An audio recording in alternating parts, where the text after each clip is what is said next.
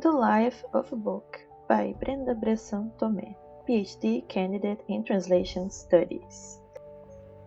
First, I want to present myself. This is me with the books that I am researching. I am a Brazilian PhD candidate in Translation Studies pursuing a joint degree between VUB and UFSC, or between Brazil and Belgium. The subject of my thesis is the journals of the Uranie ship expedition in the 19th century, written by Rose de Freycinet. On this map, we can see the first part of the expedition, starting in Toulon. This was a scientific voyage commanded by the King of France to study the shape of the Earth and perform experiments related to magnetism in different latitudes.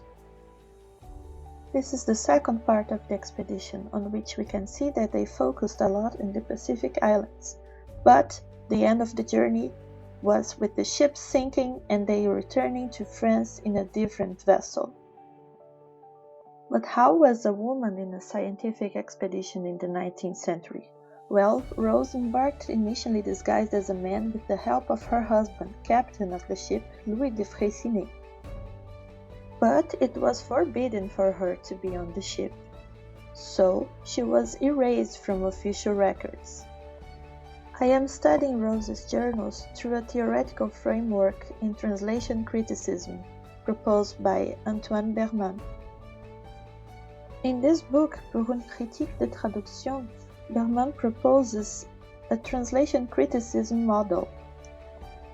This model consists roughly in 4 steps. The first one would be to read the translations, the second one to read the originals, and the third select examples to analyze, then finally compare and analyze.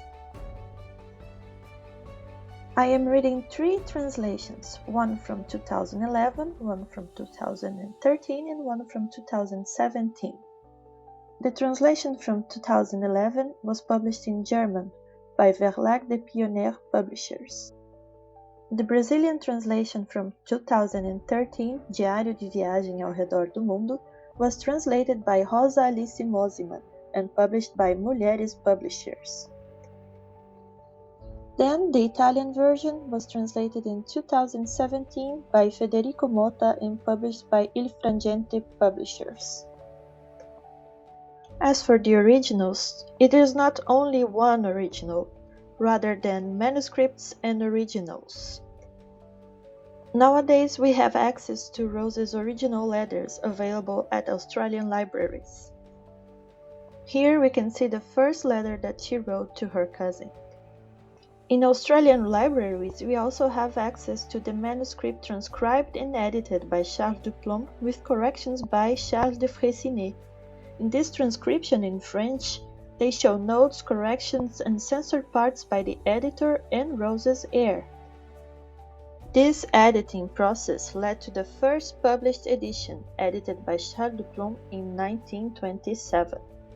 This was the first copy that saw the world, more than a century after the expedition. The edited version carries less emotion than the original and cuts some episodes. Let's see how that works. Just as an example, let's compare the very start of the journal to see the difference. In the original handwritten letters, it starts with, "It is for you only, dear and beloved friend, that I write this journal." But in the edited version, we have a different start. It starts with, "I will start this journal in the moment when." Very different, no? I am currently selecting examples to analyze. One of them is the beginning of the text in each translation.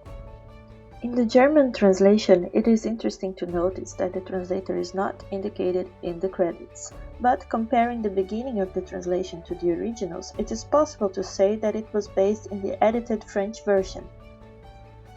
The Brazilian version was also translated from the edited French version.